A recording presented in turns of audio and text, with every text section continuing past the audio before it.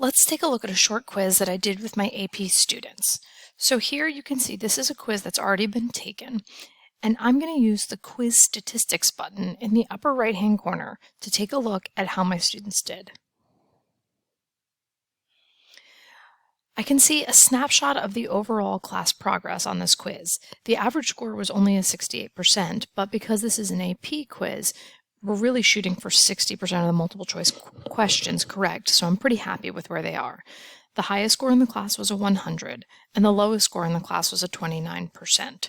On average, it shows me that my students spent about 21 minutes on these questions. As an AP teacher, I'm a little concerned because that timing is way too long based on the number of questions they were given. But this was also given at the beginning of the year before they had worked out their timing.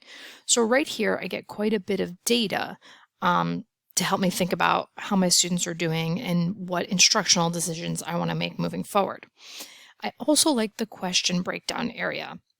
So this will show you what percentage of your students answered a question correctly, and it will show you what the most common distractors were. For example, the most common distractor here seemed to be choice B. This helps me make decisions about what types of questions I want to explicitly review in class or maybe reteach some concepts.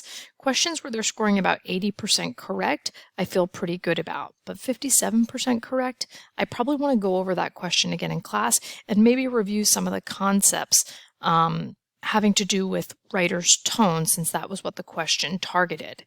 If I see a question like this one, 22% answered correctly, obviously we have some big problems here. So I really want to go back in and review the concept of syntax with my students, maybe work this question directly, give them some more practice questions that cover this concept. So this is really going to help me make instructional decisions.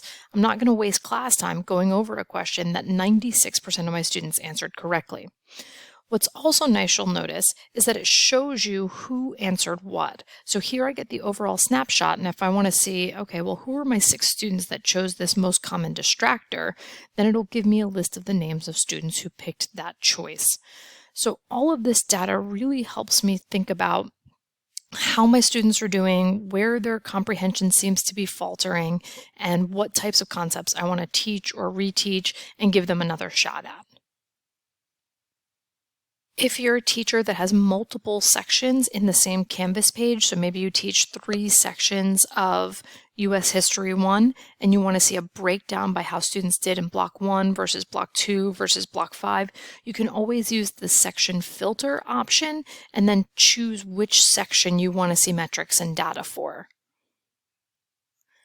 I'm not going to go into things like discrimination index, although I will say that if you're interested in learning more about this concept, you can click the little help arrow and then learn more about quiz statistics to get a more thorough overview of some of those statistical analysis options, or you can always ask someone from the math department. If you have any questions, please let me know.